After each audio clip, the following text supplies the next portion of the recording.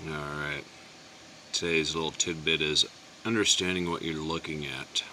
And this happens to be obviously an RC car, and perhaps this is your very first build. And in my opinion, for a new person, this is probably the most complicated part if you got a performance car where the shocks require a lot of detail. But it's really not that complicated, provided the instruction manual is clear.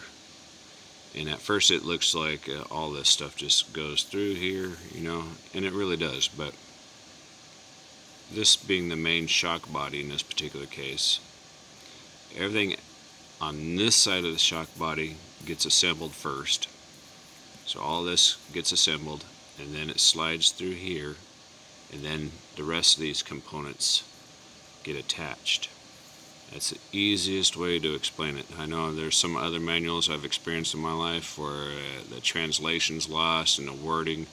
Luckily for this one, there's just not a lot of wording, but there is a 1-to-1 scale. And it's just real basic, so there's nothing to be really lost in translation.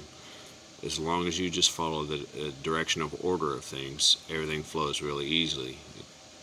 And just take your time, and if you're lucky enough to get a good manual such as this one, you can compare what you got right here. And then these ones right here with dual circles in them, they actually get oriented in a proper way.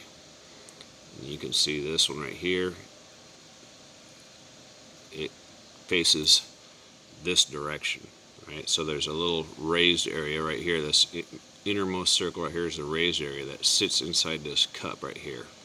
And this one actually sits this direction, and it seats up against this cup right here, so that way this piston, or what's going to become the piston, can slide up and down freely.